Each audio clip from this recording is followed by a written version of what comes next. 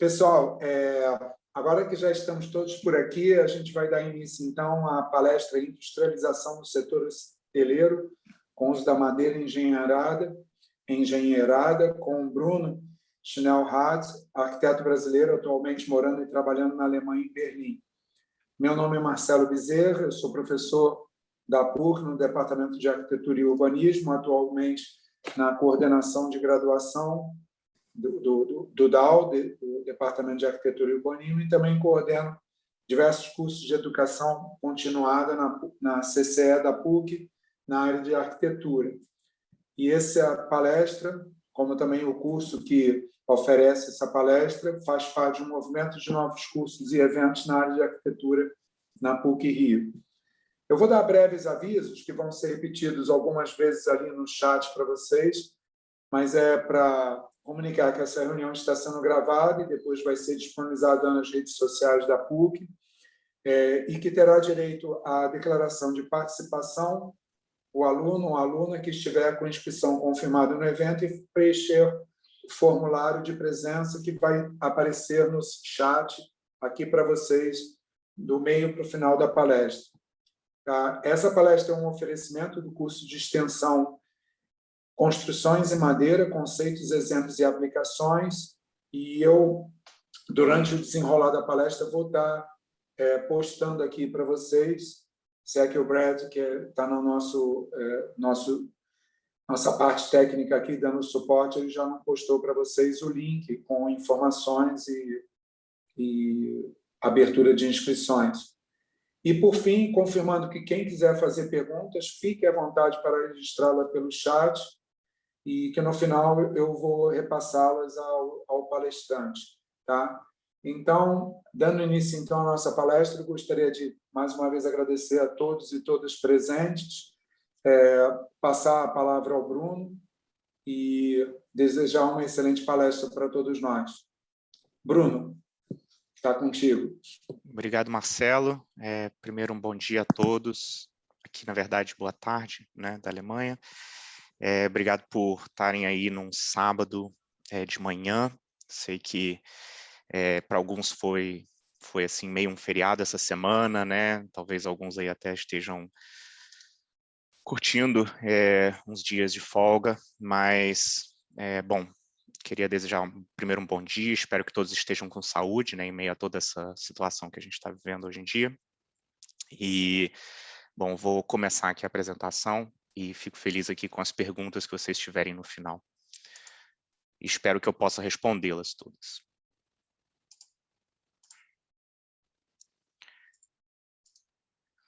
Vocês veem minha tela?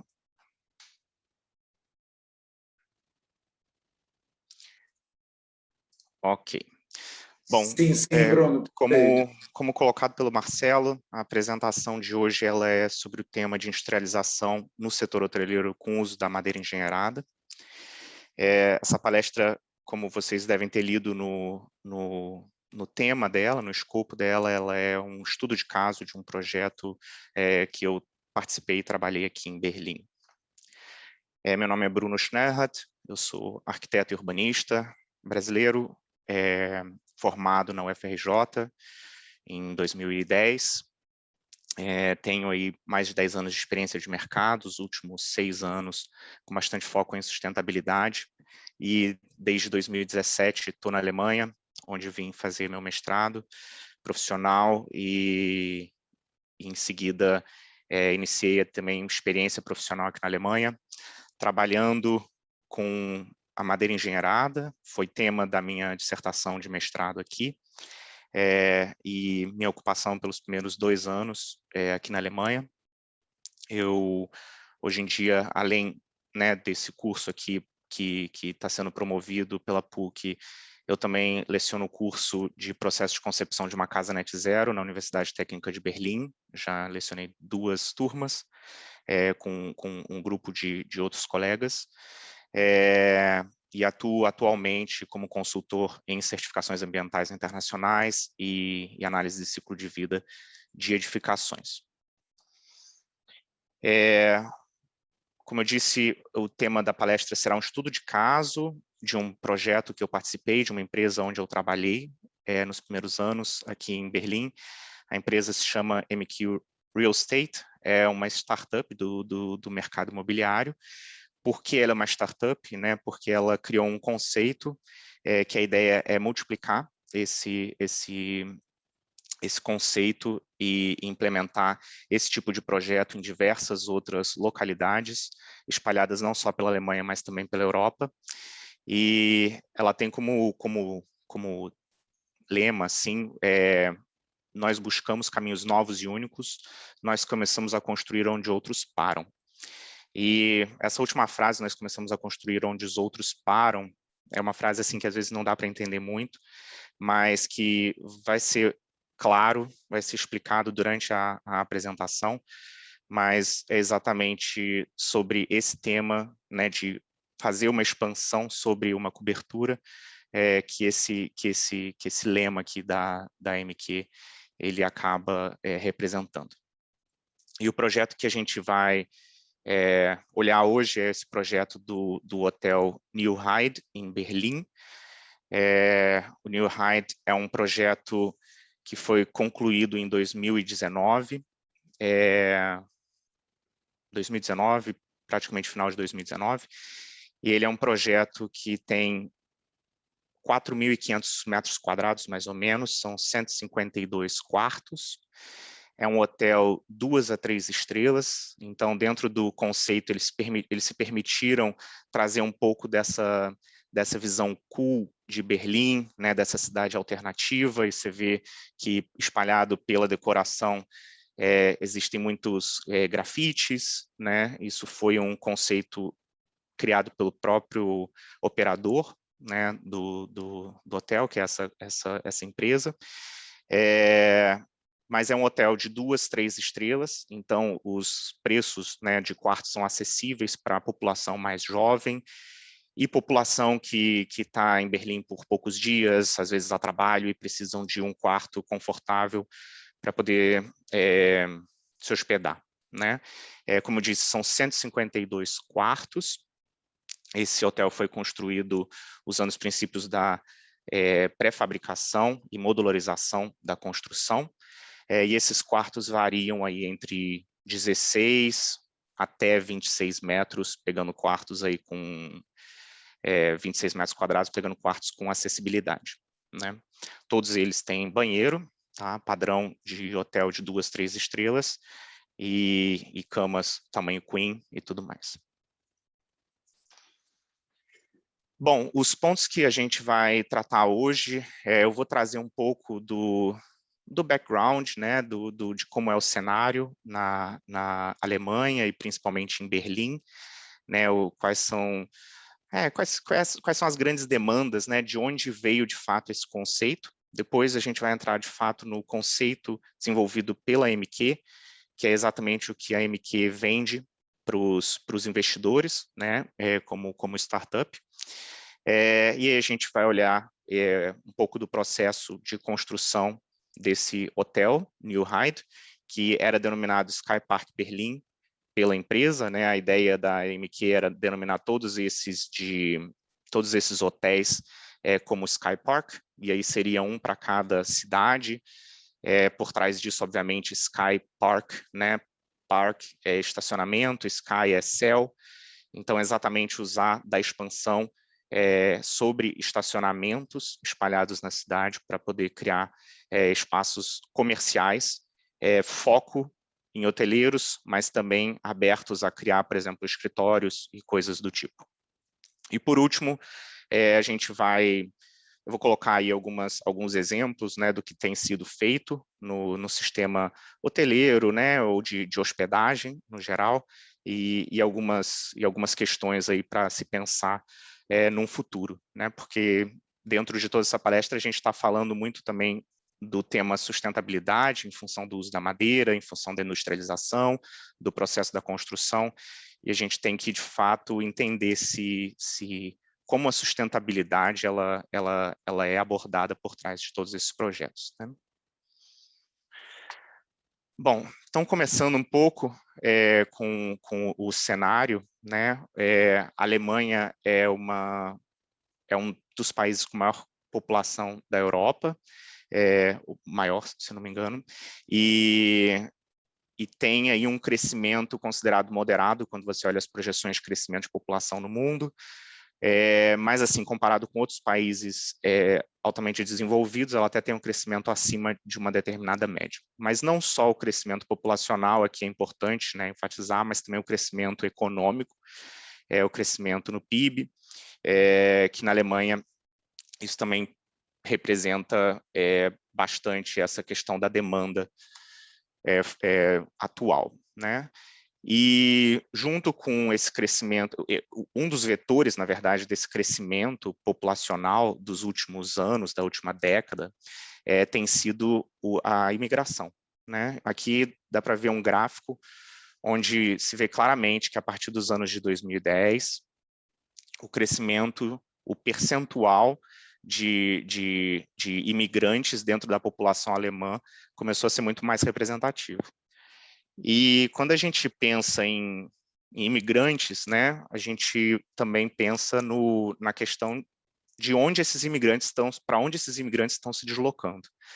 E a maior parte deles, assim, a grande parte deles, estão indo para as grandes cidades, né? E isso segue um movimento natural das últimas décadas de urbanização do mundo, né? Onde as pessoas estão saindo das zonas rurais e voltando para as cidades, um movimento que antes, historicamente, tinha sido contrário, e hoje em dia está se acontecendo mais. Então, as cidades elas estão naturalmente tendo que se expandir ou se densificar, né? E pensando em sustentabilidade, a gente sempre tem que pensar em densificação antes de espraiamento dessas cidades. Aqui é somente para ilustrar, de fato, essa vertente, né, de imigração na Alemanha. Você tem aqui, na Alemanha, sendo o maior país que recebeu imigrantes em 2017, né, cerca de 917 mil no ano de 2017. E esses, como eu falei, esses imigrantes todos, eles foram buscando essa oportunidade, né, entendendo o crescimento, onde estão as oportunidades de emprego, estão nas grandes cidades. E, obviamente, com todo esse processo de imigração, com todo o crescimento populacional, aumentou significativamente a demanda por residências e usos diversos, né, e serviços no geral. O gráfico que mostra uma projeção que foi feita pelo KfW, que é um instituto de pesquisa aqui na Alemanha, e foi feita essa projeção mais ou menos no ano de 2015, entendendo quantas casas tinham sido produzidas nos últimos 5 anos, e qual era a demanda, qual seria a demanda nos anos seguintes, né? E mais ou menos nessa realidade, olhando esse cenário, é que a MQ ela se fundou, né, em 2014, 2015, final de 2014, entendendo que as cidades estavam expandindo, as cidades estavam se densificando, a demanda por residências era alta, mas em paralelo à demanda de residências, também existia uma demanda de serviços. E esses serviços diversos, mas aqui eu coloco um gráfico sobre o crescimento de turismo. Isso daqui é um cenário de Berlim, dos anos de 2015 a 2019, e você vê no número total de chegadas de turistas sempre um crescimento constante, né? Não teve declínio e tudo mais. Isso mostra também uma demanda por esses serviços que acompanhariam também essa população crescente. Outro ponto que é importante listar aqui nessa palestra, né, é que durante as últimas décadas, as cidades elas foram se conformando em função também do automóvel, né, e a infraestrutura necessária para esse automóvel, né, então grandes estruturas viárias, criando um desenho urbano variado, tudo em função desse carro, né, e essas infraestruturas diversas, não só de vias, mas também de estacionamentos, elas foram implementadas nas cidades. Isso aconteceu por todo o mundo, né? Você vê cidades, principalmente em lugares como os Estados Unidos e tal, onde você tem enormes estruturas de estacionamento que hoje em dia, né, com todo o crescimento do desenvolvimento sustentável, do pensamento sustentável, se projeta exatamente mudar esses espaços, para que esses espaços passem a abrigar novos usos, para que a cidade passe a ter até, inclusive, mais vida e não seja única e exclusivamente focada no automóvel.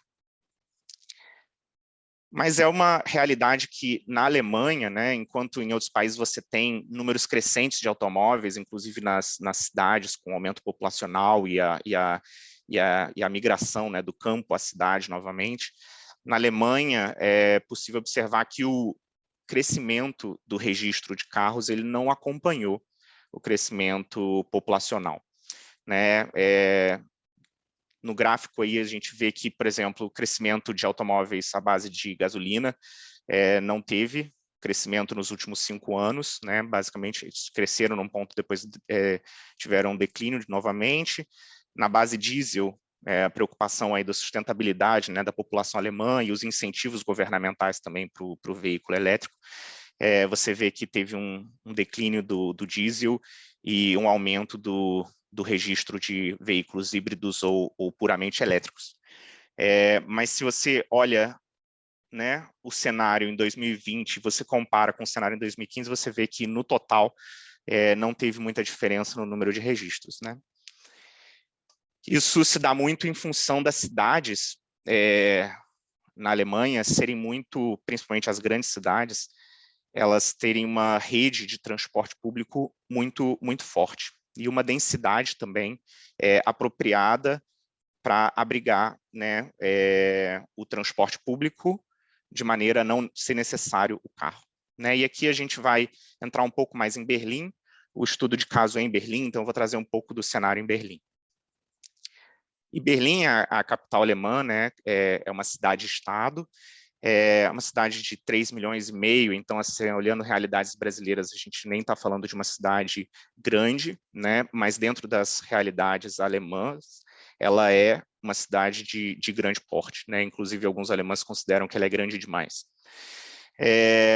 Mas é uma cidade que apresenta uma altíssima oferta de transporte público. Esse mapa que eu estou apresentando aqui é o mapa de trens e metrôs, somente. Nesse mapa não estão incluídas as redes de trem de rua, né, o VLT ou qualquer coisa do tipo, e muito menos as linhas de ônibus, né? E você vê que a cidade ela tem as zonas A, a zona B, depois, essa parte com cinza um pouco mais escuro, e a zona C, com cinza mais escuro de todos, né? A zona C é quase um acesso para cidades satélites, e em alguns casos ainda pertencentes ao município de Berlim, a cidade de Berlim, mas Berlim se concentra muito na zona B e A. E entendendo essa densidade do centro, de fato, você vê que a oferta de transporte público na região central, que é essa região A, é muito mais forte do que na região B, né? Quantidade de linhas que você tem cruzando. Basicamente, todas as linhas cruzam pelo centro de Berlim, trazendo essa população de fora e fazendo com que o carro deixe de ser uma demanda, né? Então, você tem aqui diversos sistemas de car sharing, onde você pode alugar carros por quilômetro ou por minuto, e quando você faz isso, esses sistemas, eles compensam muito financeiramente, do que você ter um carro, você pagar um seguro, aqui é obrigatório você ter seguro, você não pode decidir não ter seguro, e então compensa financeiramente você se locomover, seja por transporte público ou por algum sistema de car sharing e tudo mais.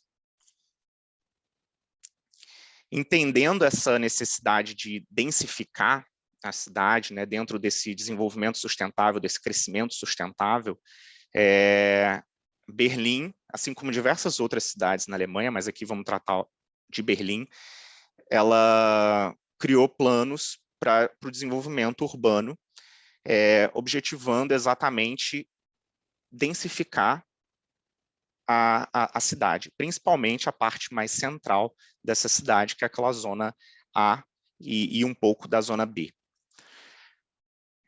E dentre as soluções propostas por esse plano, aqui eu apresento só duas delas, né? Tem várias das soluções, mas é substituição de prédios desativados ou com baixa operação, prédios fabris, né, comerciais, prédios baixos, geralmente espraiados, um andar ou alguma coisa do tipo, por de fato complexos, geralmente mistos. Isso é uma coisa também do desenvolvimento sustentável, onde você vai ter comércio na parte inferior e depois você vai ter moradia na parte superior. E esses complexos seriam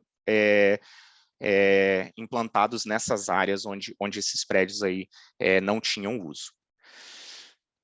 E outros conceitos, aqui dá para ver na imagem, é bem claro, né? Por mais que esteja aqui em alemão, dá para ver bem claro, onde eles falam sobre o fechamento de espaços vazios, exatamente a ocupação de áreas de estacionamento, ou seja, eles estão ali claramente eliminando o carro, falando vamos eliminar o carro, e vamos ali colocar um edifício de 5 andares.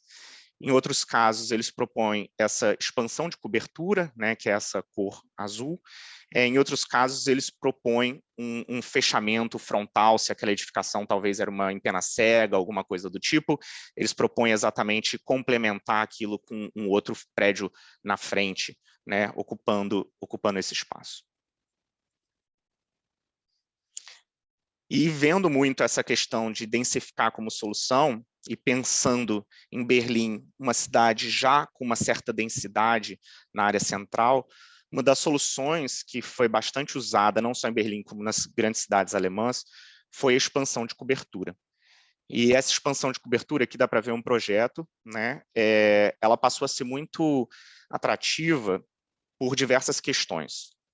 Os apartamentos que seriam criados nessas áreas, eles teriam vistas melhores, eles teriam mais acesso à luz, que é uma coisa importante aqui, né? E você poderia, de fato, criar apartamentos que teriam disposições um pouco diferentes dos apartamentos dos prédios antigos, dos prédios, né, do início do século passado, ou qualquer coisa do tipo, onde o pé direito era muito alto, e esses outros apartamentos eles podiam ter disposições mais de loft, de penthouses, ou coisas do tipo. Aqui é importante pontuar que existem diversas restrições quando se projetam esse tipo de expansão de telhado, né? Você geralmente é limitado por uma altura de 22 metros no nível do piso, do último piso, né? E essa altura ela é em função do que de questões de incêndio, né? Mas acima dessa altura eles consideram um high-rise, eles consideram um prédio como se fosse um prédio de alto porte, né? E aí as demandas, né? Você precisa ter escada com ventilação dedicada, você precisa ter elevador, né? Para acesso acima de determinados número de andares. E aí começa a ser muito menos econômico ou financeiramente viável você projetar uma expansão altíssima, além do fato que aqui é muito importante da estrutura do prédio abaixo, ela não, muitas vezes, suportar essa expansão. Então, dentre esses projetos de expansão de cobertura, você vê aí, geralmente, um andar, às vezes 2, e geralmente o segundo andar ele tem que ter um recuo da fachada, porque você tem que permitir o acesso dessa luz do sol, que é muito importante, né? E a densidade alemã ela é baseada no quarteirão parisiense, né? É uma densidade considerada ideal para as cidades, onde você ainda tem essa perspectiva da rua corredor, mas você tem uma altura dos prédios considerável para permitir ainda a entrada de luz e ventilação, que é muito importante em climas temperados, em climas mais frios.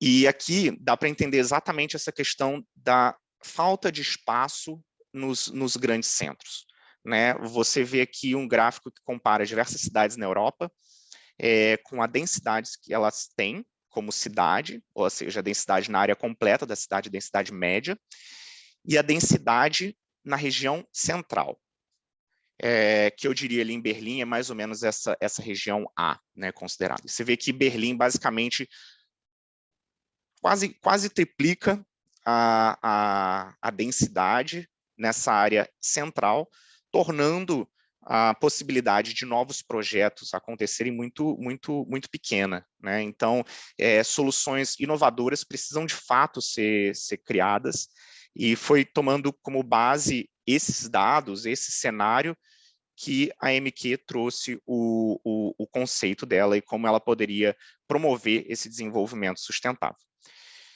Eu vou mostrar aqui um vídeo de 1 minuto rápido da MQ, que introduz um pouco essa questão. Eu vou colocar uma legenda em português, mas eu não sei se talvez a legenda vai ser um pouco ruim para entender, mas eu vou explicar um pouco depois. É um vídeo de 1 minuto, mais ou menos. Der anhaltende Trend der Urbanisierung zieht immer mehr Menschen in die Metropolen dieser Welt. Der verfügbare Raum wird dadurch zunehmend knapper. Eine effektive und nachhaltige Nutzung von innerstädtischen Flächen ist darum notwendiger denn je. Wir von MQ Real Estate haben erkannt, dass sich in fast jeder Großstadt zahlreiche Parkhäuser befinden, deren oberste Parkdecks kaum oder gar nicht genutzt werden. Wir schöpfen diese Flächen optimal aus und schaffen neuen, einzigartigen Raum. Wir fangen dort an zu bauen, wo andere aufhören. Unser Skypark Hotelkonzept der modularen Nachverdichtung spiegelt den urbanen Zeitgeist wider und fördert eine nachhaltige, zukunftsorientierte Stadtentwicklung. Wir gehen neue, eigene Wege. Wir sind MQ Real Estate.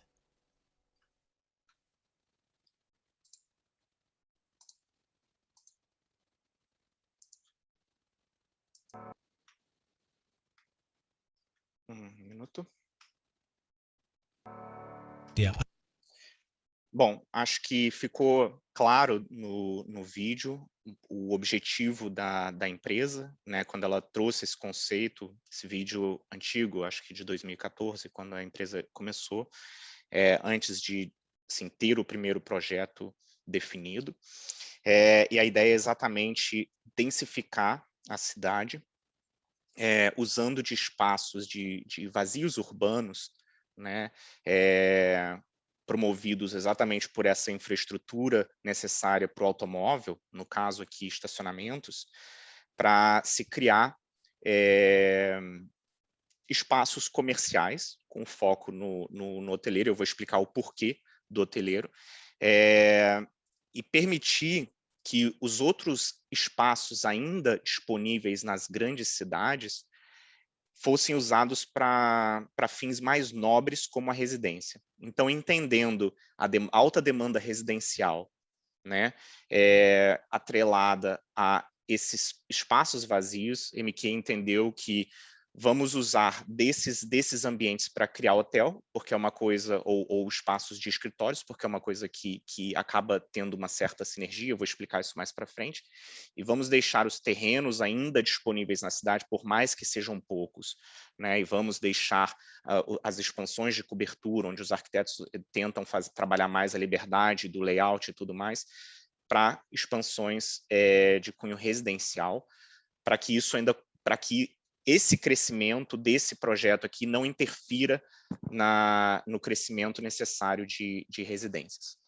Então, o primeiro passo da MQ, isso foi até antes de eu entrar lá, né, mas depois eu participei de diversos estudos para diversas outras localidades, é mapear essas edificações. E é impressionante quando você começa a mapear. Eu fiz isso muito, né? Mapeei muito, trabalhei como arquiteto lá, mapeei muitas edificações, analisando toda a questão do entorno, analisando estrutura e tudo mais. E só de você pegar ferramentas do Google mesmo, né? O Google Earth ou o Google Maps, e você andar pelas cidades, dentro da Alemanha e na Europa no geral, é muito fácil de ver que a cobertura desses edifícios ela é praticamente não usada. Aqui tem alguns exemplos de alguns projetos que, inclusive, são projetos que estão no pipeline da empresa, mas você vê claramente que o último andar ele não é ocupado, né? E isso são fotos durante o dia. A gente não está falando de fotos noturnas, a gente está falando de fotos durante o dia. Em alguns casos você tem alguns carros, em alguns outros casos você tem enormes áreas que nada tem, né? Só que, obviamente, a gente tem que entender que esses espaços vazios eles não são apropriados para residências, né? Não é um uso compatível com esse espaço, não é um uso qualificado, né? E fazendo esse mapeamento, entendendo diversas outras questões técnicas dessa edificação base, né, desse estacionamento, né, desse edifício garagem, que depois eu vou explicar um pouco mais essas questões, foi que a MQ, que, enfim, era já fundada em Berlim, ela entendeu que o primeiro projeto poderia acontecer em Berlim, onde esse tipo de solução inovadora de certa forma, é mais aceito, né? Porque Berlim é uma cidade muito diversificada e uma cidade onde tais tipos de projeto, né? Esses projetos inovadores, esses projetos ainda únicos, eles é onde eles começam. E depois de uma experiência positiva, esse projeto pode ser expandido para outras cidades, né? Então, aqui eles encontraram um objeto, que é o objeto aqui do estudo de caso de hoje, que é localizado, digamos, né, no limite da região A para a região B, né? Então, isso daqui ainda é numa área altamente densa de Berlim, com aquela densidade de centro da cidade que a gente estava falando, e aqui exatamente passa aquela linha de trem que dividia, aquelas linhas de trem que dividiam o setor A do setor B, né, que é o chamado ring, né, o anel de trens, né? E aqui ele está... Esse projeto está a mais ou menos 4 quilômetros da Alexanderplatz, que é uma região, digamos, comercial central de Berlim, é considerado um dos centros de Berlim, se não o centro comercial mais importante de Berlim. Era o centro da Alemanha Leste, né? A gente está falando aqui de uma Berlim que era dividida entre leste e oeste, aqui era o Portão de Brandemburgo, então o muro passava por aqui, né? E tinha um desenho mais ou menos assim. Então a gente está falando de uma região leste, onde isso tudo acaba que coincide, né? Você tem uma área onde investimentos têm sido feitos com mais foco na área leste desde a década de 90, né? Porque era uma área que precisava desses investimentos, era uma área pouco desenvolvida, diferente da área oeste, né? E é uma área onde você tem mais uma diversificação de público, onde você tem mais uma aceitação de projetos inovadores, né? Onde você talvez não tenha muito uma tradição, né, urbana que você precisa manter na área oeste. A área leste ela te dá um pouco mais de liberdade. Então, esse projeto está aqui, localizado a 4 quilômetros da Potsdamer Platz, 6 quilômetros aproximadamente do Portão de Brandemburgo, né, que era esse marco aqui onde o muro passava perto. Enfim, todo mundo já deve ter visto imagens, né, do quando o muro foi derrubado e tal. Enfim, um projeto localizado numa área central. E o edifício não era somente uma garagem. Não é somente um edifício garagem. É um edifício, são andares de estacionamento acima de um edifício comercial, de um shopping center, né? Aqui dá para ver bastante a questão do baixo uso dessa cobertura, né? Onde dentro desse espaço todo você vê aqui um carro, né? No topo aqui, na direita. E aqui você pode observar os usos comuns de uma cobertura de um shopping, né, e de um edifício garagem. Às vezes, com o shopping, você tem algumas outras restrições, por exemplo, grandes equipamentos de ar-condicionado, essas coisas. Mas você tem aqui os acessos de escada, né, que são os escapes de incêndio dessas garagens, né? E isso vai ser uma coisa que eu vou tocar depois ao longo do projeto, mas que foram coisas que geraram algumas restrições na definição do layout, porque você tem que trabalhar com tais tipos de infraestrutura, né, tais tipos de estrutura, né, das caixas de escada, para você poder ter isso no seu hotel e atender às normas aqui de incêndio, que são muito restritivas e geralmente uma das piores partes no processo de aprovação de um projeto é você, de fato, criar um conceito de escape de incêndio, de rota de escape, essas coisas, e um conceito de construção, de fato, da sua parede, dos seus componentes, que vá permitir que esse projeto seja aprovado pela prefeitura. Então, como eu disse, esse prédio é o Ring Center, é um shopping, né, dividido em Ring Center 1 e 2.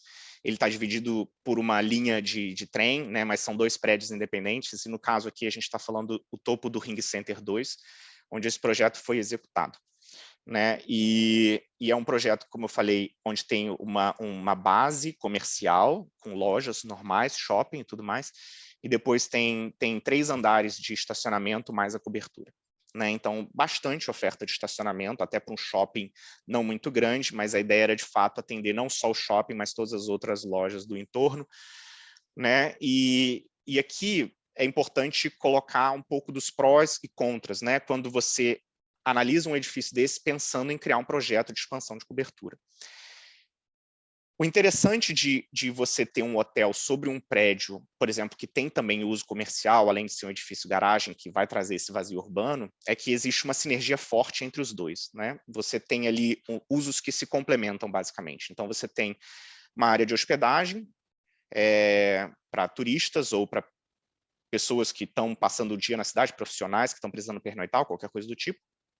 E você tem embaixo acesso à praça de alimentação, você tem lojas e tudo mais, e então os usos eles acabam se complementando, né? E isso é bom, porque isso reforça o conceito, né? Por que trazer essa diversificação e por que essa densificação exatamente nessa área? Uma coisa muito interessante para você ocupar, né, de você ocupar essa área de cobertura também é a questão da vista, que para um hotel, no caso, é um dos pontos que mais vende. Geralmente, quando você vai alugar um quarto, você sempre quer um quarto que tenha uma vista bonita, você sempre quer um quarto que tenha uma vista, né, para a cidade, e que você possa ver e estar nessa cidade e não, de certa forma, numa caixa fechada. E uma outra coisa interessante é quando esse prédio, e em muitos casos isso acontece, né, esses edifícios de garagem eles são projetados em áreas que geralmente têm alta densidade e alta demanda por estacionamentos, então são áreas geralmente centrais. Né? Isso para uma rede de hotéis é muito importante, né? Que o prédio esteja numa área bem localizada, que seja de fácil acesso de transporte público, que seja de fácil acesso do aeroporto, que tenha acesso fácil aos pontos turísticos da cidade. E outra coisa que também não pode se descartar é que aquilo, no fundo, é um estacionamento, então você vai ter ali automaticamente estacionamento para hóspedes sem ter que criar uma infraestrutura para isso. E, obviamente, existem alguns contras, né, que têm que ser analisados e abordados durante o processo de projeto e construção, que é que o edifício está em operação, seja ele uma garagem ou um shopping center, então você vai ter que lidar com essa logística, e isso eu vou tratar um pouco mais à frente também.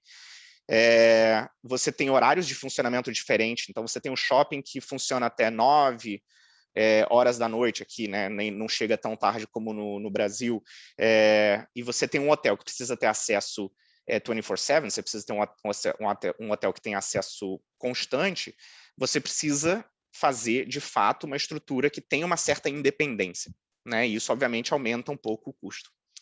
E quanto mais stakeholders, né, pessoas estiverem envolvidas nesse projeto, mais difícil fica esse gerenciamento de lidar com todas as questões, seja de chegada de material, seja de chegada dos módulos em si, né, o material da construção aqui no caso, e seja de fato das dores de cabeça que a gente está mais do que acostumado a ver num processo de construção. E olhando mais tecnicamente para um edifício garagem, né, você tem também ali uns prós e contras, não olhando especificamente para o objeto em questão que a gente está falando, mas olhando no geral para um edifício garagem.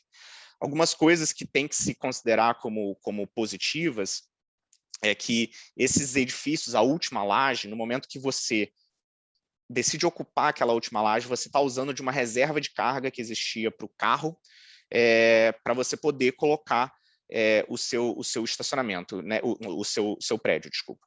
E essa reserva ela já joga a favor, no sentido de que você talvez não precise, né, de outros reforços no prédio existente para você poder executar o seu projeto.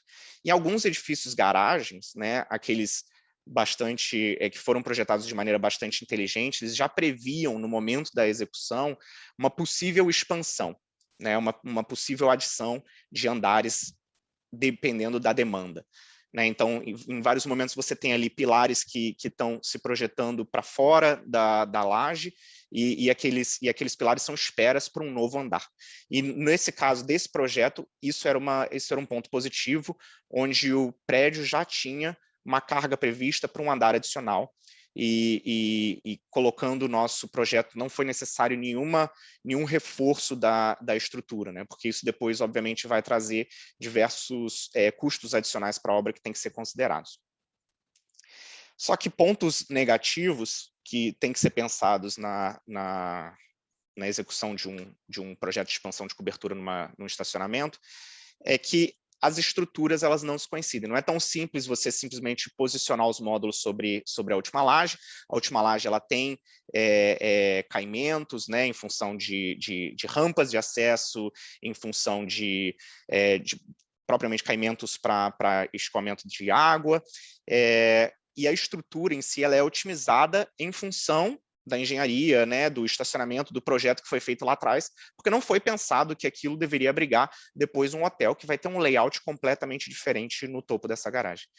Então, os pilares eles estão dispostos geralmente de maneira bem regular, e é necessário, quando a gente cria um projeto, né, de expansão, que a gente faça uma subestrutura para esse projeto, para depois você vir com o seu projeto acima, porque essa subestrutura vai cumprir exatamente a função de dividir, de redistribuir essas cargas para os pontos de apoio necessários nessa edificação.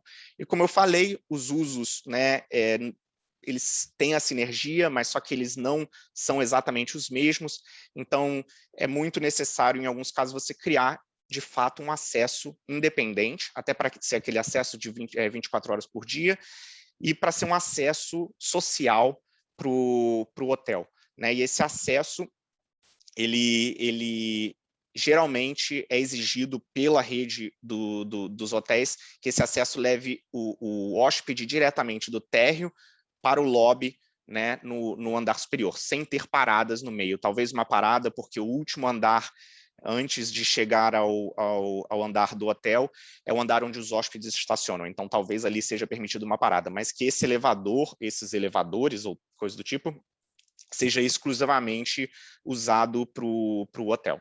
Só um minuto.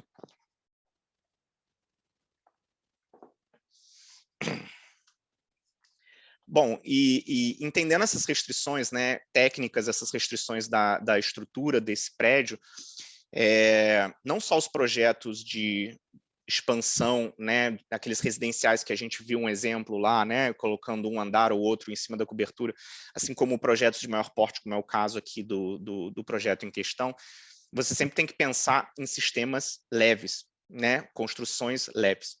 Então, você olha basicamente para dois sistemas. Você olha para o sistema usando madeira engenheirada e você olha para o sistema usando steel framing, né? No caso, aqui a gente vai tocar na madeira engenheirada porque é o foco da MQ, fazer projetos em madeira engenheirada. No final eu vou mostrar aqui alguns outros exemplos de projetos usando steel framing, mas também porque a madeira ela tem crescido significativamente na Alemanha, entendendo o potencial desse material em função, né, da sustentabilidade do CO2, em função da disponibilidade, em função da quantidade de empresas que estão se especializando, fazendo o uso desse material.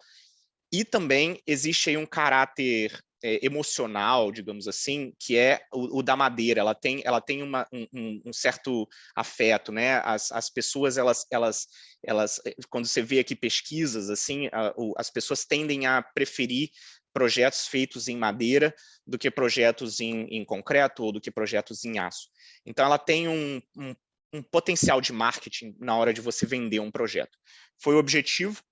E aqui eu vou passar rapidamente por alguns sistemas que são analisados, de fato, em todos os projetos da MQ, porque para cada projeto você tem um sistema ideal, mas eu vou passar por eles, vou pincelar aqui eles rapidamente, né? A ideia é que essa parte mais técnica dos sistemas em si seja dada no curso mesmo.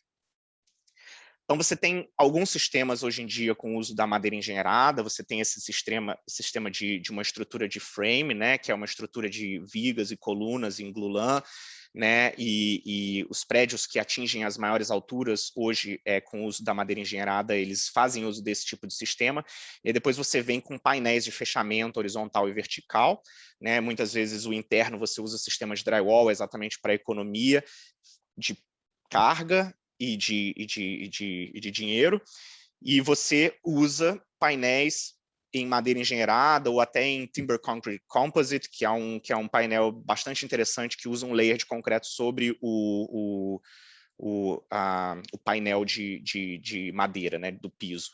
Isso depois eu vou detalhar mais durante o curso. Você tem também a opção de usar painéis CLT autoportantes, né, onde os painéis em si eles são as estruturas, são essas paredes estruturais em CLT, e essas paredes podem ser feitas tanto com a tecnologia do CLT, que é Cross Laminated Timber, que são madeiras que são coladas em sentidos opostos, perpendiculares uma à outra, ou pode ser feito com o tradicional wood frame, onde você usa, de fato, estruturas, né, de madeiras internas e depois você fecha isso externamente. Cada um tem suas vantagens e desvantagens, isso eu não vou entrar aqui no caso. E você também tem soluções híbridas, né, soluções mistas, onde você tem, e isso é muito usado para hotel, aqui é importante colocar isso, que é usar de estruturas de banheiros, às vezes, totalmente pré-fabricados, né, esses módulos 3D, né, banheiros pré-fabricados, porque os banheiros às vezes são sempre os mesmos, você faz a construção, você traz o banheiro, você coloca o banheiro já pronto, ele já vem pronto com todos os acabamentos internos, né? E no projeto do Sky Park Berlim, foi optado o uso de módulos 3D feitos em CLT, eu vou entrar mais em detalhe depois nisso, mas tiveram diversos motivos para a escolha desse material, né? Um deles é esse prédio, ele tem uma vida projetada, não projetada no material, mas ele tem planejado que ele vai ocupar essa localidade por 30 anos, né? É o tempo que essa cobertura está alocada para a MQ, né? Esse é o modelo de negócio deles, eles alugam isso por um longo período, idealmente seria mais, mas só que muitas vezes o próprio edifício garagem, né, o operador, ele não tem interesse em alugar por mais tempo, porque ele não sabe qual vai ser a demanda dele, que aquilo volte a ser talvez um estacionamento, e então esse projeto ele tem que pensar também numa possível solução para desmonte futuro, né? Então, ele tem que ser olhado nessa questão isso é uma coisa que está sendo muito enfatizada agora na Alemanha, você vê nas certificações, por exemplo, do DGNB, está focando muito nessa questão do desmonte do projeto e da reutilização daquilo no futuro.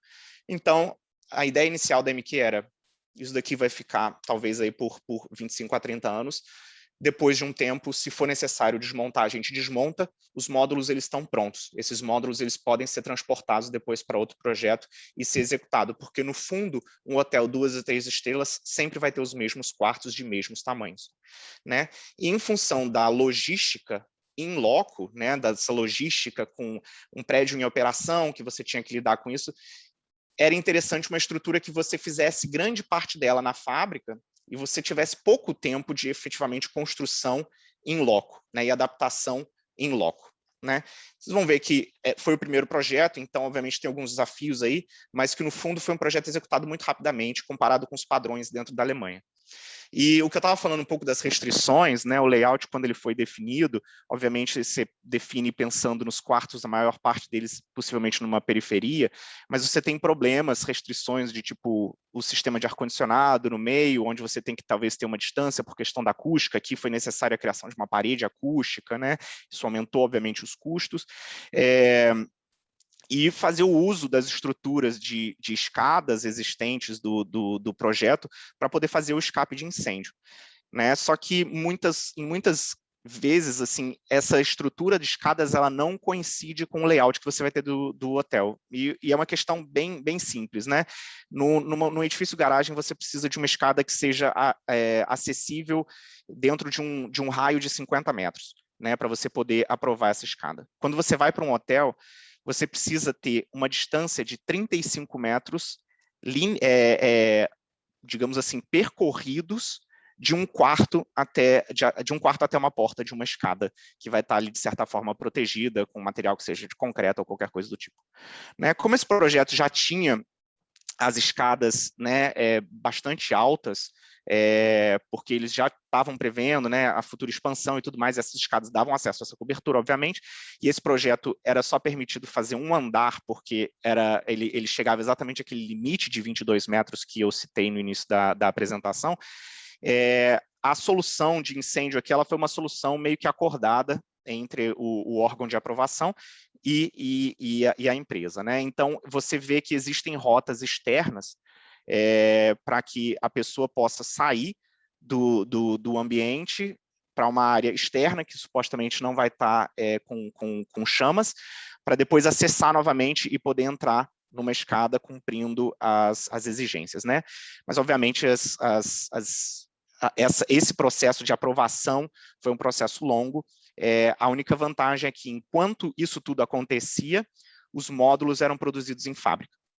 Então, isso é um dos pontos muito positivos quando você pensa na pré-fabricação, na modularização, nessa industrialização do processo de construção, que você pode tornar o tempo do processo inteiro de construção muito mais curto, porque enquanto você está fazendo aquilo que talvez corresponde aqui no hotel a 80%, 85% da sua área, né, são módulos que são sempre iguais, enquanto você está fazendo isso e pensando nos outros detalhes de como é que vai ser o lobby, de como é que vai ser as áreas de serviços, os módulos estão sendo produzidos em linha numa fábrica que está otimizando a quantidade de material, está produzindo com extrema qualidade, um dos módulos vão já chegar na obra hermeticamente fechados, e depois disso você só vai, de fato, terminar, né, o que é necessário de fachada e cobertura desses módulos. Então, o sistema escolhido foi o Cross-Laminated Timber, com painéis estruturais, né? Como é um andar só de edificação, ele não tem essa necessidade de você estruturar muito, então é um sistema que você consegue com painéis bem, assim, não vou dizer que são muito finos, porque aqui existe uma questão da transmitância térmica que você precisa cumprir, mas são painéis considerados acessíveis, e foram compostos exatamente todas as faces dessa caixa, com esse tipo de sistema de painéis. Os módulos, eles foram produzidos na Alemanha, né? Então, essa é a vantagem, e que você de certa forma, produz dentro de uma área de abrangência, né? Evitando, talvez, altos custos de transporte do tipo. E o fato da Alemanha ter tanta empresa trabalhando com madeira, isso foi uma coisa interessante. E os módulos, e na fábrica já era executada toda a construção interna dos módulos, todos os acabamentos, todo o banheiro com blindex, com todas, torneira, chuveiro, todos os acabamentos de piso, de parede, papel de parede, camas, tudo isso já vinha pronto. Só não veio roupa de cama, porque isso foi uma coisa que o cliente decidiu comprar depois e instalar depois. Então, assim, os módulos estavam sendo produzidos lá, mas só que aí vinha o passo. Como que a gente vai trazer esses módulos para o topo dessa cobertura?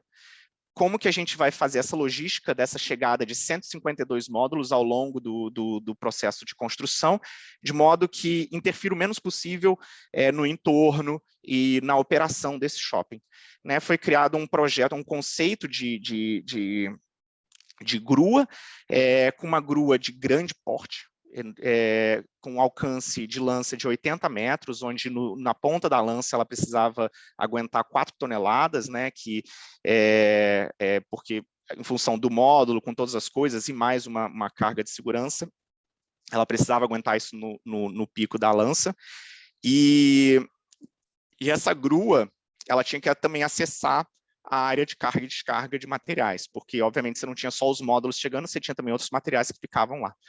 Então, precisou ser uma grua bem grande, né, uma grua com alto alcance, e a ideia foi exatamente colocar essa grua sobre o prédio. E aí, obviamente, foi feito um estudo, né, da estrutura e onde ser feito o apoio dessa grua, e a grua também precisou de uma subestrutura de grande porte, né? Então, aqui você vê essa subestrutura que também estaria dividindo as cargas, né, transferindo as cargas para as colunas existentes que aguentariam essa carga completa da grua com os materiais que ela estava suportando.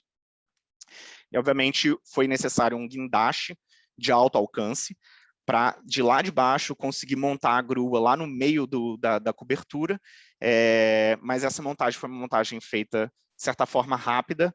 Esse guindaste ficou posicionado exatamente numa área de carga e descarga que depois que foi definida para uso para o projeto, é uma área anexa ao shopping, isso foi uma vantagem que tinha essa área de carga e descarga.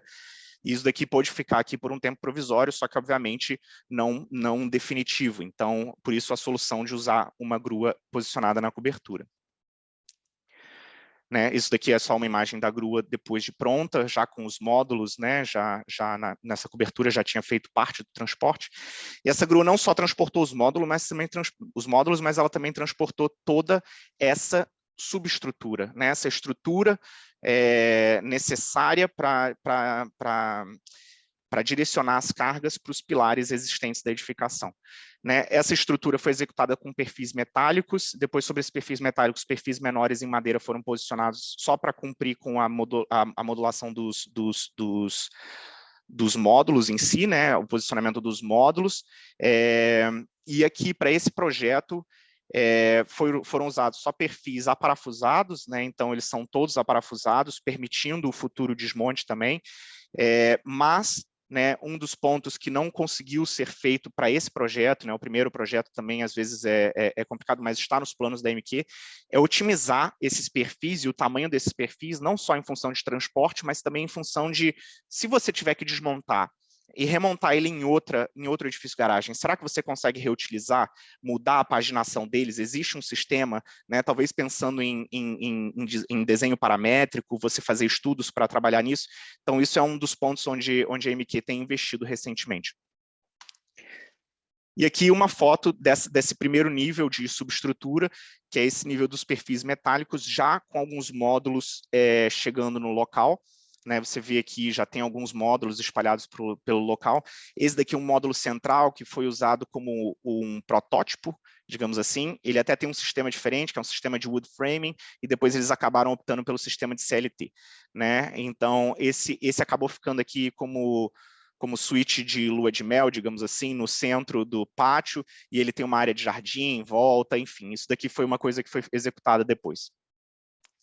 Então, os módulos, eles chegavam por carretas, né, caminhões que transportavam sempre 2 em 2 módulos para otimizar também o transporte, para você ter menos custo no transporte, porque obviamente esses caminhões, esse transporte, ele acabava encarecendo o valor da construção, porque você está ali transportando muito volume de ar, se você for parar para pensar. No momento que você tem um módulo 3D, você está transportando ar dentro e esse ar está custando.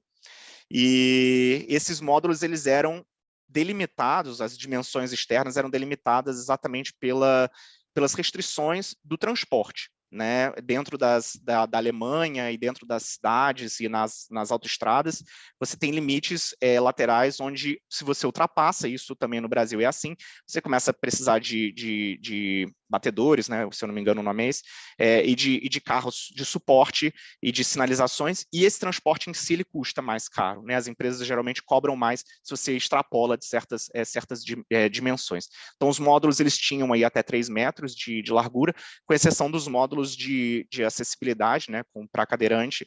Esses módulos, eles de fato tiveram que custar mais caro o transporte da fábrica para o local. Então, essa logística, né, como eu falei, não foi uma logística tão simples. Os módulos eles eram numerados e içados, um a um, porque só existia uma grua. Então, quando os módulos chegavam ao local, a prioridade era içar os módulos, né? E depois trabalhar com o resto dos materiais que estavam naquela área de carga e descarga. Até porque os caminhões tinham horário de acessar a cidade, que eles não podiam passar, senão eles vinham multas depois da prefeitura para a empresa. Então, os módulos foram posicionados, como falei, já no local definido, eles eram numerados e eles vinham na ordem certa, né, para poder, de fato, no final, cumprir o layout. Então, você tem que ter todo um planejamento da construção, né, por onde os módulos vão seguir, por onde eles vão começar a ser construídos, etc., para você já ir produzindo, em série, posicionando em série, e você já conseguir adiantar as outras partes, né, porque depois você precisa fazer corredor, você precisa fazer impermeabilização de cobertura, você precisa fazer fachada e tudo mais. Os módulos, como eu falei, eles vinham hermeticamente fechados, e eles eram posicionados de acordo com o layout definido. Né? Em alguns pontos foi necessária a criação de pequenos pátios internos, e depois foram criadas estruturas aqui para criar privacidade entre os quartos, né? E de certa forma ainda deixar uma vista agradável, mas foram necessários porque, no final das contas, você quer fazer a maior quantidade de módulos possíveis, porque a maior quantidade de módulos possíveis, maior vai ser o seu retorno financeiro no final.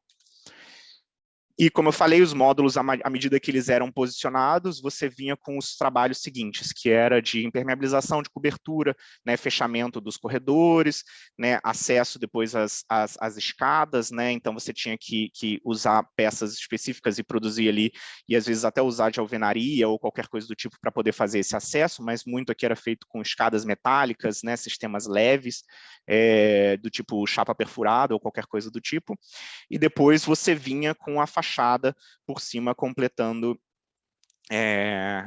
o edifício e fechando ele termicamente, né? Que isso é uma coisa muito focada na Alemanha.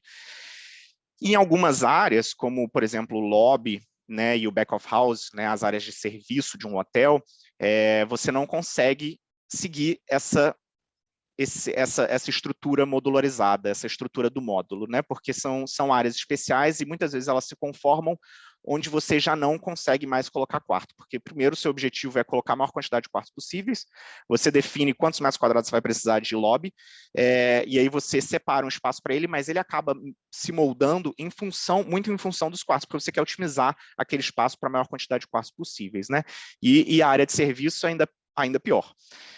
Mas, obviamente, o lobby você tem que pensar na vista que ele vai ter, e aqui, nesse caso, foi usado uma estrutura mista, porque a cobertura se entendia que precisava ser uma cobertura bem leve, não precisava ser uma cobertura autoportante, autoportante sim, mas só que não precisava ser uma cobertura que suportasse cargas adicionais, e ela precisava cumprir grandes vãos. Então, aqui, no caso, foram usados perfis metálicos, dá para ver na foto, mas até aqui eles tentaram seguir o máximo a modularização e a pré-fabricação, e os painéis de pisos eles eram pré-fabricados e trazidos para o local já exatamente para serem posicionados de acordo com o layout definido, né? Então, até aqui eles tentaram trazer a madeira, a todo momento, porque isso fazia parte do conceito do projeto. E por que num hotel é interessante o uso do módulo, né? O módulo ele acaba sendo uma coisa bem lógica para um projeto de um hotel ou para um projeto de uma hospedagem, porque aquela unidade de hospedagem ela é multiplicável, né? Ela é repetida inúmeras vezes num projeto de hotel. E aqui nesse projeto, né, foi o primeiro projeto, estima-se que cerca de 80% da área foi pré-fabricada completamente, né? Ou seja, a gente está falando de completa pré-fabricação, e depois ajustes finos foram feitos. Então, quase que 80% da construção ela conseguiu ser pré-fabricada, e 20% da construção ela foi feita em loco, né? O objetivo é sempre, obviamente, aumentar isso, então a MQ depois tem feito estudos de como você modularizar também a questão, né, dos corredores, se os corredores já vêm fixados ao módulo, né? Mas será que esse comprimento já é interessante? Ou se você já faz um módulo duplo, né, de 2 quartos com um corredor no meio, depois você coloca eles juntos, será que essas juntas vão impactar? Então, esses são estudos que estão sendo feitos no intuito de otimizar essa fabricação, né? E aqui o motivo também de por que um hotel acabou sendo foco da MK e não um espaço, tipo um escritório, porque você tem essa unidade que permite essa completa pré-fabricação e depois, no futuro, o desmonte também, né? Que, inclusive, na Alemanha, é uma coisa que, em um futuro, vai ser obrigatória, né? As empresas que foram responsáveis, elas vão começar a ter que pensar e criar planos para poder fazer esse desmonte no futuro. Falando um pouco mais sobre a parede, né, sobre o perfil da parede, que eu acho que é uma coisa que interessante em função do material, né, você tinha ali, né, o Layer 4 é o painel de CLT, aquele que a gente viu nas fotos, na fabricação, e você tinha internamente uma estrutura de perfis de madeira fixados a esse painel de CLT, né, você acaba usando os perfis de madeira para dar suporte ao gesso acartonado, ao invés de usar perfis metálicos, você efetivamente entra no espírito de usar a madeira. Às vezes, em alguns casos, dependendo da fachada, se eram fachadas né, voltadas para uma rua mais barulhenta, se pensava em colocar um painel, um layer adicional de isolamento acústico, que é aquele número 2. E na parte externa você tinha o isolamento térmico, o layer de isolamento térmico, e depois, nesse projeto aqui, em função de custo, né, em função de rapidez e disponibilidade, foi usado um sistema tradicional, que é o de WDVS, que é um sistema que ele é um sistema de isolamento térmico atrelado a uma argamassa estruturada com pintura, né? Então, o que a gente vê no final do projeto foi, de fato, onde a madeira ela não conseguiu se transparecer para fachada, né? Isso é uma coisa que ainda está sendo estudada, mas em função das restrições de incêndio é uma coisa ainda criticada, né? Então isso é um ponto que está passando ainda por mudanças, mas principalmente em hotéis onde que tem mais visibilidade, talvez diversos andares, que está dentro dos projetos da MQ, usar de sistemas de fachada ventilada, né, que são sistemas que você precisa de menos manutenção, porque nesse caso aqui você precisa de manutenção frequente de repintura dessa fachada, né, mas você vê internamente que a modularização não necessariamente comprometeu a cara de um hotel tradicional, onde você vê o corredor é bastante semelhante a um hotel comum, um hotel de 2, 3 estrelas que você vê em qualquer outro local. E como eu falei, o hotel ele precisa ter um acesso independente, e isso foi executado para esse projeto. Por sorte, existia um prisma, né, que não estava em uso, que era um prisma pensado num futuro elevador de serviço que não estava em uso. Então, isso faz parte de todo esse estudo do objeto que onde você está pretendendo implantar para você economizar algumas coisas, né? Então, aqui foram colocados 2 elevadores nesse prisma, criou-se shaft de acesso, shaft de elevadores dando acesso dos hóspedes direto para o térreo até o lobby. Então, os hóspedes chegam aqui, eles tocam o interfone, o lobby abre a porta, eles acessam e aí depois eles sobem até o lobby. E hoje o projeto está assim, né? Isso daqui é a fachada, você vê que foi necessário o uso da cor cinza escuro exatamente para disfarçar um pouco o projeto, né? Foi um primeiro projeto, então algumas questões, por exemplo, você vê que todos eles tinham que ter um sistema de ventilação, e como aqui foi feito por quarto, acabaram ficando esses pequenos sistemas na fachada, o que comprometeu um pouco a estética, né?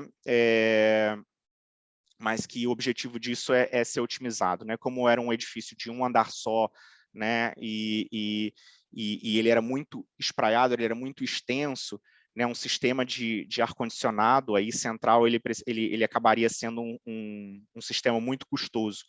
Então, foram feitos sistemas independentes, né? Sistemas de ar frio e quente, e foram posicionados nessa cobertura, né? A vantagem de ser um andar só é que isso foi possível. Então, essa foi uma foto de drone feita do local, tô eu aqui com o outro arquiteto, onde essa daqui é a área de lobby que foi mostrada, né? Onde tem essa cara meio Berlim, né? Isso daqui é voltado para a estação de trem, que fica nesse sentido aqui. Então, para chamar a atenção mesmo, foi o objetivo, e o resto com uma fachada bastante sóbria. E aqui aquele quarto lua de mel, que foi denominado assim porque ele era um quarto maior, ele tem uma cozinha, enfim, era um protótipo que depois acabou não sendo levado à frente. E agora, só para finalizar um pouco, falar sobre o que existe aí, né, e o que tem se feito pensando na rede hoteleira, usando da industrialização do processo da construção, só para que seja aí talvez um espaço para o debate. Esse daqui é um projeto da Rede Accor, é um projeto feito em container, é um projeto modular, é um projeto transportável. Então, a ideia deles é exatamente de seguir a demanda de hóspedes e você desmonta esse hotel e monta em outros lugares. Ele é totalmente efêmero. E você tem projetos que não são efêmeros, que são projetos que estão lá para ficar 100 anos, né, como é o caso desse Citizen M, em Glasgow, na Escócia. É um projeto que usou a pré-fabricação completa dos quartos, só que nesse caso em steel framing, e tem aqui 198 quartos, ou seja, um hotel de maior porte, né? E foi construído usando todos esses conceitos que a gente já falou, né? Onde você tem a base, onde o lobby e tal, você usa uma construção mais voltada para um sistema tradicional, mas só que depois, os 80% do seu hotel, toda a parte superior, você pode usar dessa pré-fabricação, e inclusive, né, pensar em sistemas de fachada que já venham com esses módulos, né? Por que não? Esse daqui é um projeto em Hamburgo, o projeto se chama Woody, não é exatamente um hotel, mas é um alojamento estudantil, é o maior projeto em madeira engenheirada modular da Alemanha, né? São 371 quartos, unidades, né, de habitação para estudantes, onde a madeira, aí você vê, ela conseguiu ser colocada na fachada, né? Aí foi permitido, no nosso caso lá, não era permitido porque eles entendiam o risco de você ter uma coisa inflamável sobre um edifício existente, né? Isso foi uma coisa criticada na época pelos órgãos públicos, e esse projeto aqui, ele também é a maior construção modular da Alemanha, o maior alojamento em madeira engenheirada da Europa, né, e um projeto que já está executado e já está em operação. E você vai além, né?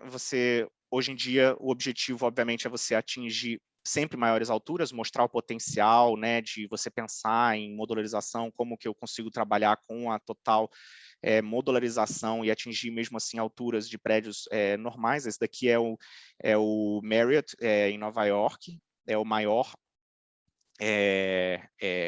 hotel modular do mundo, né? Ele é um hotel que tem 168 quartos, 98 metros de altura e 26 andares, né? Térreo mais 25 andares.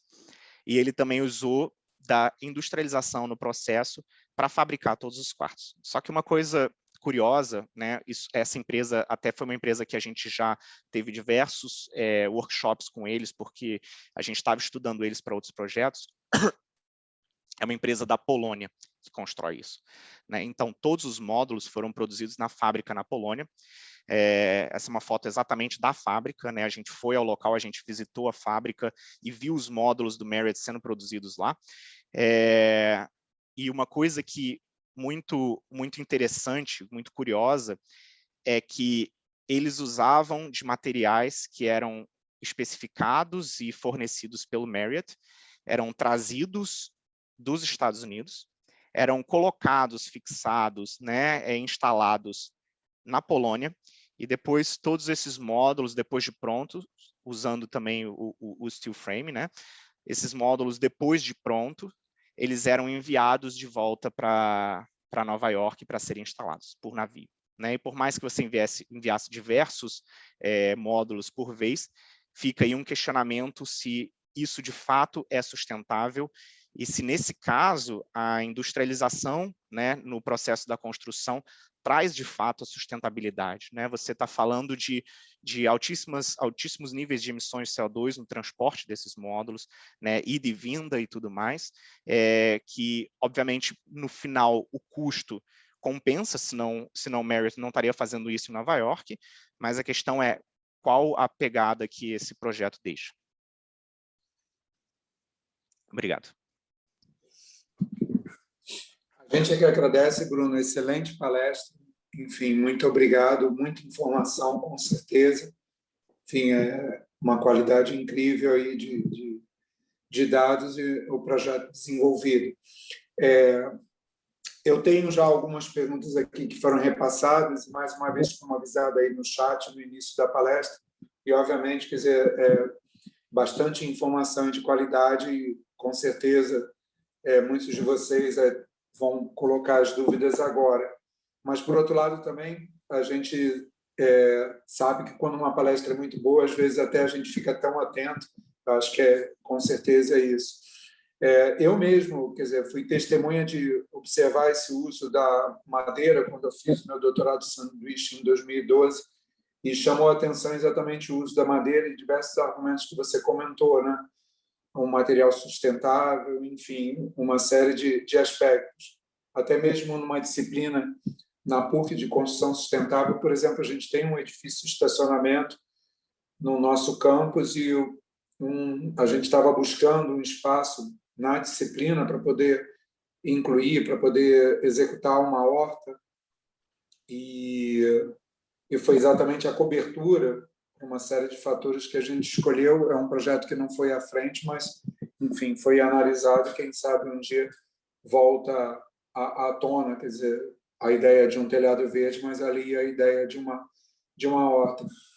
Eu vou passar, então, para você algumas perguntas. Tem uma primeira aqui do Gustavo, que ele comenta, e é algo que também, quando eu cheguei na Alemanha, me chamou a atenção, quer dizer, ok, a madeira, mas como é que é a questão da... Quer dizer, você falou da preocupação com o incêndio, né, com as legislações de bombeiros, e quais são os cuidados que são observados para o uso da madeira? Quer dizer, uma questão que também eu observei é que a circulação vertical não fosse em madeira, elevadores e escadas. Se você pudesse falar um pouco sobre isso, como primeira pergunta para você.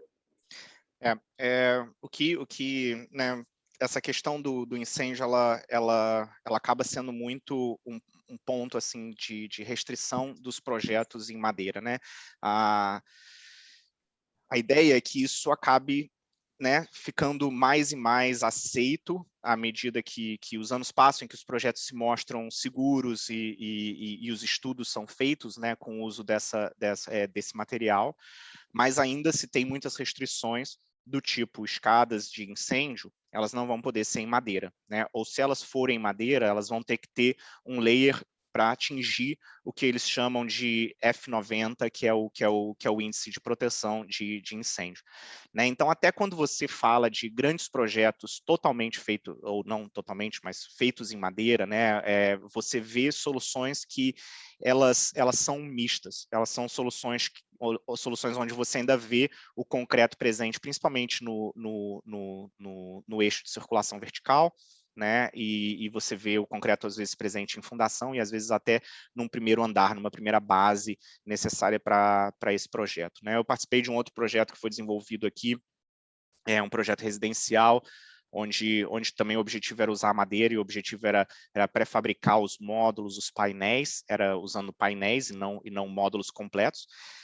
E nesse projeto, no caso, você tinha um embasamento em concreto, porque era área comercial e tudo mais, e aí o concreto tem as suas vantagens também, mas assim, se a gente sempre pensar em reduzir, né, a demanda por concreto, a gente está falando de uma pegada de carbono muito inferior, né, uma energia incorporada ao material muito inferior, com o uso da madeira, né? Então, questões em relação à emissão de CO2 e tal, qualquer uso que você consiga fazer, isso já é para você positivo.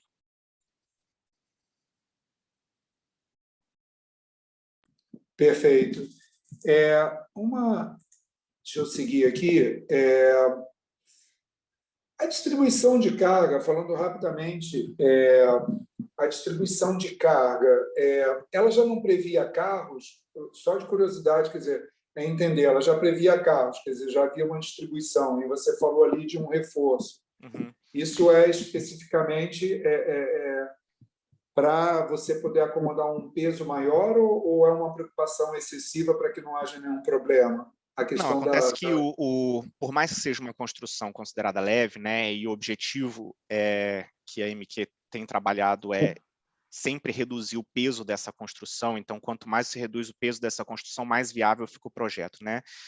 A questão é que a laje de cobertura de um estacionamento ela é prevista para abrigar, para suportar o a carga do carro, né, determinada lá, dividida nos 4 pontos nas 4 rodas. Você tem carga de neve, e você tem algumas outras cargas adicionais por segurança que você adiciona naquilo ali.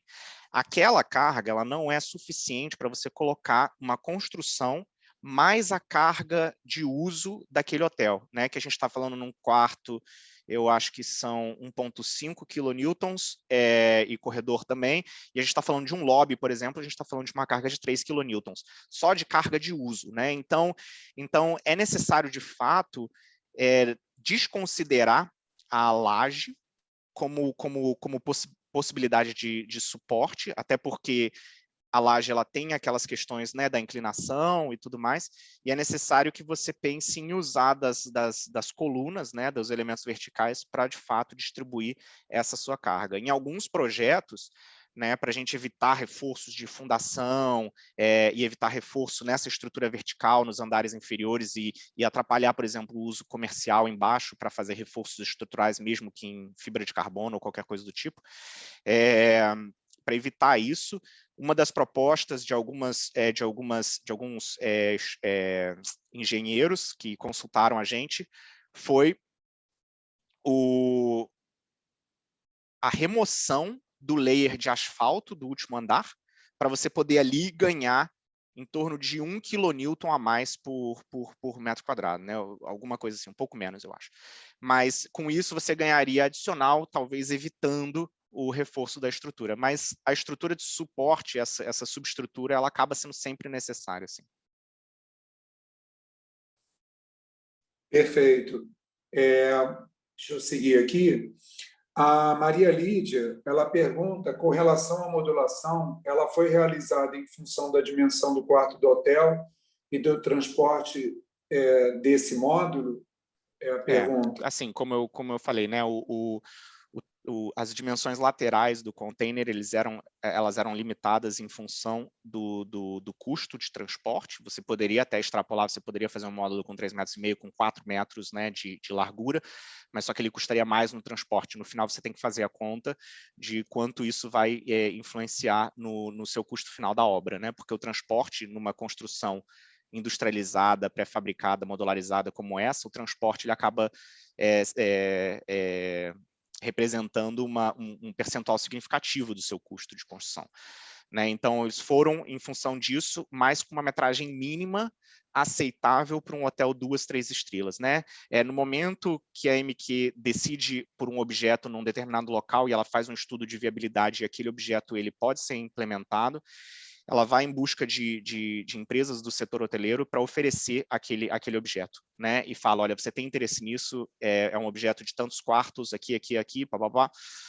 E aí eles começam a entrar numa discussão de qual a dimensão mínima que você exige para o seu quarto. E geralmente as redes hoteleiras elas têm já um layout determinado para o quarto deles, e eles gostam de determinados materiais e tudo mais. Então isso é feito para cada cliente individualmente, né? Então, nesse momento existe uma discussão qual o tamanho, qual a dimensão mínima. Em alguns casos eles vão falar, não, eu não aceito menos do que 3 metros interno, então o módulo vai ter que ter 3,40, alguma coisa assim. Então, isso tudo é feito no processo de projeto. Nesse caso aí, a gente conseguiu manter o módulo em 3 metros, medidas externas do módulo seco, né, do módulo enviado para a construção, o que otimizou muito o custo de transporte. Então, isso foi muito positivo nesses casos. Perfeito, Bruno. A Renata Guimarães, ela pergunta, levando em consideração a análise de vida da madeira, esta seria a melhor opção para a compensação de CO2 exigidas pelas ODS? Sim, né? Eu acho que a madeira ela tem um objetivo, né, muito forte por trás de redução do CO2, né?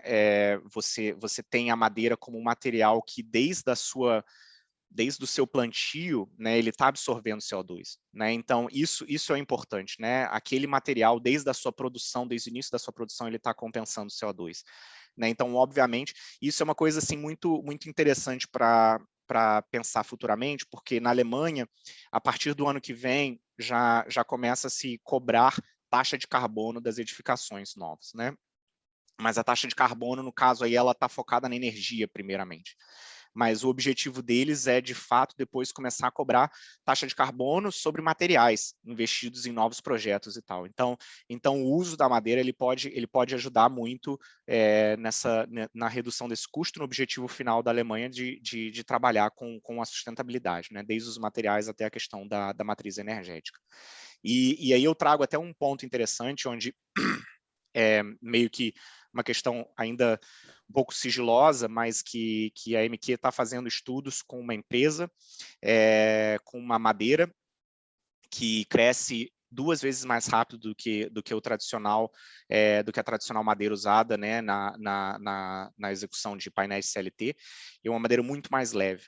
Então, ela está trabalhando em parceria e fazendo estudos técnicos com empresas aqui, com laboratórios, para poder estudar exatamente o uso dessa madeira, que em função do rápido crescimento, né, ela acaba auxiliando muito na questão do custo, você pode estar sempre depois replantando, e você tem uma madeira muito mais leve, ela cresce, né, os anéis dela de crescimento, você vê que eles são muito mais distantes do que uma outra madeira, então ela tem uma capacidade térmica bem interessante, porque ela tem bastante ar dentro dela, né? Uma madeira mais leve, ela tem bastante ar dentro dela, o que acaba ajudando também na questão térmica.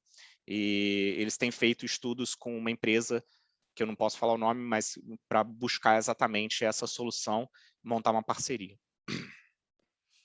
Perfeito. É curioso que quando eu comentei anteriormente sobre a questão enfim, eu observei esse uso da madeira, que um dos materiais utilizados para transmitância térmica, ou para impedir, para isolamento térmico, era no sanduíche das madeiras, era a papa de jornal. Eu vi numa indústria eles falando que isso era um dos materiais utilizados. Seguindo aqui nas perguntas, uma pergunta do Felipe, e que é bem geral. Você já respondeu um pouco, mas acho que era interessante até dar uma ponte muito clara em relação ao que você também vai falar no curso. É de onde vem a madeira, quer dizer, como se dá todo esse... Quer dizer, de forma resumida, esse controle em cima da origem da madeira, né, das certificações. E se você poderia também falar um pouco se o bambu tem sido visto como um material alternativo à madeira eventualmente. Uhum. Assim, já começo de trás para frente, eu acho que, assim, só para, de fato, assim, não colocar o bambu não é visto aqui como uma opção para construção. Eu entendo as propriedades do material, né, mas eu acho que pela questão, né, de engenharia em si, pela qualidade que eles conseguem atingir com um material ou outro, eu acredito que eles precisam de uma certa padronização, né, e por isso eles sempre buscam, né, né, as florestas e onde eles vão fazer o plantio e o tipo de árvore que eles vão escolher. Isso tudo é sempre uma produção muito controlada, né? A maioria dessas madeiras, elas já vêm com certificação FSC, né, aqui na Alemanha e tudo mais, e a Alemanha em si, ela tem um potencial altíssimo de produção dessas madeiras. Elas têm muita área de produção, né? Por mais que a Alemanha seja um país pequeno, ela é uma das potências na Europa na fabricação de madeira para construção civil, né? Para elaboração de timber, que eles chamam, né? Então, o processo da madeira é o plantio, né? Ela demora ali seus de 12 a 15 anos para ficar pronta para o corte, porque ela precisa ter uma determinada dimensão, né, um determinado diâmetro, para ela poder ser otimizada no processo de você laminar aquela peça, né, no processo de você tirar, de fato, as partes e não perder muito no fato de ser uma circunferência, né? E aí depois isso é passado por um processo onde esses painéis são cortados, né, as ripas, e depois elas são coladas, e depois os painéis são colados um ao outro, né, para fazer o CLT, ou no caso de wood framing, eles são posicionados, né, eles são feitos da maneira de ripas mesmo, e depois se usa de outros painéis de madeira para poder fazer o fechamento externo, né? Em alguns casos usam OSB, em alguns casos usam outro tipo de madeira também. Então, assim, o bambu não é utilizado, não é visto também como uma coisa local, né? Não é visto como uma madeira local, então não é vista com bons olhos, digamos assim, pela sociedade e pelas empresas que fabricam material, de fato. Perfeito. Agora vem 3 perguntas do professor Márcio Dávila, enfim, amigo e professor na PUC Rio Grande do Sul, colega de viagem, aí estivemos juntos numa viagem, Belém, Hamburgo, entre outros momentos. E ele tem 3 perguntas, eu vou fazer uma de cada vez. Com relação ao custo wood frame, ao custo entre wood frame e steel frame, é significante o custo de metro quadrado? Assim, a gente, como eu falei, a gente teve contato com essa empresa da Polônia, né? E de fato, o custo de execução daqueles módulos feitos na Polônia saía muito mais barato do que o custo de execução dos módulos feitos em madeira na Alemanha. Mas isso não é só o custo de material em si, mas é o custo de mão de obra, né? A gente está falando de Polônia, onde a mão de obra é muito mais barata, comparado com a Alemanha, onde a mão de obra é mais cara. E não vou entrar no mérito de qualidade, né, de qualidade, assim, mas em termos de custo em si, nesse caso saiu muito mais barato. São poucas as empresas que oferecem o steel frame na Alemanha, a maioria elas vêm do leste europeu, mas se eu não me engano, dentro da Alemanha existe sim uma pequena diferença, o steel frame é um pouco mais barato. Eu acho que na Polônia chegava a ser coisa de 20% mais barato, que era significativo. Tá? A gente está falando, né, do módulo cru, assim, a gente não está falando de outros custos envolvidos transportes indiretos ou qualquer coisa do tipo, mas assim, no custo do módulo eles chegavam a ser até 20% mais barato em alguns casos, comparando com alguns fabricantes alemães da madeira, né, do uso de CLT. Mas dentro da madeira essa diferença já cai muito, né? Principalmente porque a madeira tem sido cada vez mais um material usado aqui, então ela está barateando muito dentro do mercado alemão, e muitas empresas estão usando isso para a construção civil. Perfeito. Segunda pergunta do professor Márcio Dávila, na Alemanha, o que tange à utilização de um material renovável na execução da obra, há algum tipo de subsídio econômico e dimensionamento das características construtivas no que se refere ao desempenho térmico e energético? O subsídio na Alemanha, hoje em dia, ele está focado muito no desempenho energético da sua edificação, né? Então, você tem muitos subsídios de bancos aqui que oferecem, né, subsídios altíssimos, dependendo do nível de eficiência térmica, de eficiência energética que a sua edificação atinge. Né? Então, tem níveis KfW 60, KfW 55, KfW 40, KfW 40 Plus e tal. E isso você está consumindo 40% do que a edificação de referência consome, né? Então, você faz uma simulação e você mostra que a sua edificação vai consumir 40% do que a sua edificação de referência consumiria, né? E com isso, você consegue o maior índice de subsídio. Não existem subsídios para materiais ainda, né? Mas eu acho que é importante colocar o desempenho térmico e acústico, né, positivo do uso da madeira, né? A madeira ela tem propriedades técnicas que, inclusive, isso vai ser debate no curso, né? Falando sobre as propriedades técnicas da madeira, que ela se mostra um material com altíssimo potencial para uso, né? Então, o uso da madeira ele pode contribuir para o seu isolamento térmico, né, na sua construção, e no momento que contribui para o seu isolamento térmico, contribui automaticamente para a sua demanda energética, porque você tem menos demanda por aquecimento, e isso vai refletir diretamente na eficiência energética final da sua edificação, talvez trazendo aí questões de subsídio. Então, eu acho que é mais ou menos esse o caminho, né?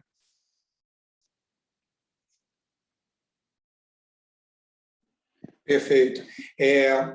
A terceira pergunta do Márcio no sentido da densificação no planejamento urbano, melhor uso da infraestrutura urbana, centralidade, etc. Há uma política para incentivo, por exemplo, no que tange a redução de emissão de CO2? Como eu falei, né, a emissão de CO2 da construção em si, ela ainda não tá prevista, né? Obviamente, se você está trabalhando com certificações e tudo mais, isso em alguns pontos é até uma coisa que tem que ser considerada no seu projeto. A redução de emissão de CO2 ela acontece na operação, né? Então, isso vai ser uma coisa que vai começar a ser taxada na Alemanha, acredito que na Europa, no geral, eu acho que é parte desse novo Green Deal, que veio aí ano passado, e o objetivo é exatamente começar a taxar para que exista um incentivo para as empresas e para os proprietários reduzirem o consumo energético, né? Mas eu acho que, assim, em termos da centralidade, da densificação urbana e tudo mais, isso é de fato uma coisa que tem que ser e está sendo buscada pelas cidades, criando planos, né? E no momento que eles criam esses planos diretores, né, eles abrem espaço para o mercado imobiliário, porque, por exemplo, Berlim, né? Berlim, o objetivo, vamos densificar, porque com mais alta densidade a gente consegue ter um desenvolvimento mais sustentável, né? Porque a gente vai ter menos distâncias a serem percorridas, a gente não cresce espraiadamente como cidades americanas e tudo mais. E aí, no momento que ela cria esses planos diretores para a área, ela cria esses B-Plan, que eles chamam aqui, né, que é o B-Bounce Plan, que é esse plano diretor para a área, porque em muitos casos aqui você ainda não tem, você abre espaço lá para aquecer o mercado imobiliário, onde você traz aí possibilidade de uma edificação de uso misto e tudo mais. Então, você cria certas restrições, mas você também tenta aquecer paralelamente o mercado. Mas subsídios direto para isso, né, para você densificar na área e tal, não existem. Mas Berlim é um mercado imobiliário, tem sido, a Alemanha no geral, ela tem sido bastante aquecida, assim, o mercado imobiliário tem sido bastante aquecido, então eu acho que isso não é uma questão. Perfeito. Uma pergunta que vem da Helena neste caso foi um shopping que tinha uma garagem. Em quais outros tipos de edificações você poderia exemplificar que esse modelo pode ser adotado? Geralmente, o conceito da MQ, ele trabalha no uso de edifícios garagem, né? Seja eles em shoppings, né, que tenham aí uma cobertura de garagem, como é bem comum no Brasil, no geral, que shoppings tenham os andares de cima como garagem, ou edifícios garagem por conta própria, né? Só que a MQ tem explorado outras opções de, por exemplo, usar espaços de estacionamentos térreos para se criar ali um edifício modular, né? Como é o caso daquele Wood em Hamburgo, né? Mas ali você acaba entrando numa competição com o mercado tradicional, onde o mercado tradicional também, o setor imobiliário também vai estar olhando para aquele terreno com bons olhos, né? E a vantagem da MQ é de trazer isso para um local onde não existe competição, onde as outras empresas não veem de maneira atrativa esse espaço da cobertura do estacionamento. Eles veem isso como, de fato, um espaço desvalorizado. A MQ ela trabalhou entendendo esse potencial para poder criar essa solução, né? Então, eu acho que, assim, em expansões de cobertura, no geral, você pode sempre trabalhar com o conceito da modularização.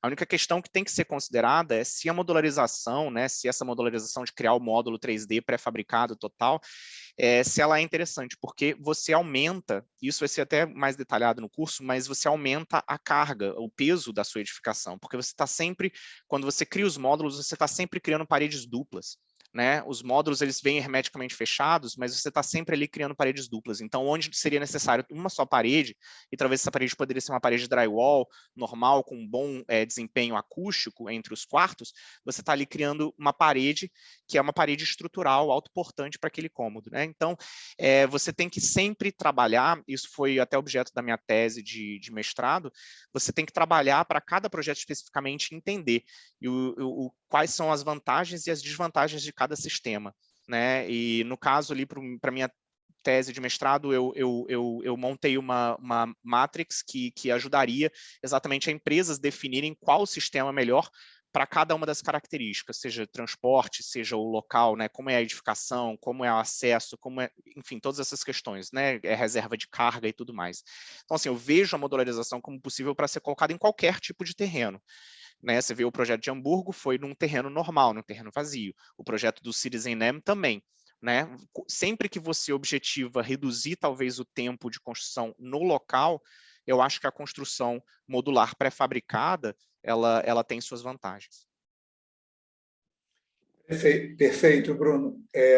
Só uma colocação rápida que surgiu aqui. Quando você falou em madeira de bambu, não? Você chegou a comentar sobre isso? Não, o bambu Não. como... Ah, então tá certo. Deixa então as colocações finais. A gente quer agradecer muito em nome da Obrigado a PUC. vocês. Enfim, eu vou fazer palavras finais e depois passar para o encerramento do Bruno. Eu acho que fica aí aberto, quer dizer, é um ponto de abertura também de lançamento do curso. É um curso que está sendo muito bem montado. Enfim, a gente está em oferta, eu já coloquei aqui no chat. Tá? O uso da madeira, quer dizer, como o Bruno trouxe, usado para diversas finalidades. Acho que tem um ponto que ele trouxe durante a apresentação dele, que é o potencial de uso da madeira como marketing. E isso acaba sendo um marketing também do nosso curso. Eu acho que tem uma questão da madeira, eu acho que, enfim, eu particularmente sou suspeito para isso, mas eu acho que existe uma associação ao valor sentimental em relação à madeira, né? Quer dizer, existe uma importância nisso que você trouxe durante a tua palestra. E, por fim, eu acho que o conceito de desmontabilidade, que você muito bem enfatizou, acho que isso é algo que está muito em voga. Quer dizer, acho que durante muito tempo a gente construiu pensando na longevidade das edificações, mas eu já acho que é algo, tenho certeza que é algo que a gente começa a se preocupar muito, até pela sazonalidade, muitas vezes, das edificações. Eu acho que a madeira também traz esse atributo, né? Quer dizer, a oportunidade e a possibilidade de desmontabilidade e de se projetar desde o início, pensando nisso. Então, eu queria, concluindo a minha fala e logo na sequência passar para o Bruno para as considerações finais dele, agradecer muito a presença de todos, como ele bem colocou, quer dizer, num sábado de manhã, pelo menos no Rio de Janeiro, aqui amanheceu um dia muito bonito, mas pela presença de todos vocês, enfim, a cada um de vocês, desejar um excelente final de semana e, mais uma vez, ficar aberto aí o convite para o nosso curso, para o curso que o Bruno vai estar ministrando, também para todos os outros cursos na PUC. Eu coloquei ali meu e-mail para algum contato, sugestões, enfim, alguns contatos, é MMB, muito bom, @puc-rio.br, é um dos últimos mensagens ali no chat. Mais uma vez, Bruno, agradecer, parabenizar pela excelente palestra e, com certeza, muito proveitosa para todos nós, e fique à vontade aí para as considerações finais.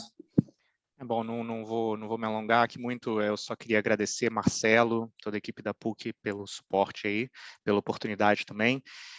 Fico muito feliz de ter, né, colocado esse estudo de caso hoje para vocês, aí agradeço a todos pela participação, pelas perguntas e por estarem aqui num sábado de sol, pelo visto, no Rio de Janeiro, saudade desse sol, mas é isso. Eu acho que a madeira ela tem se mostrado, né, como um material de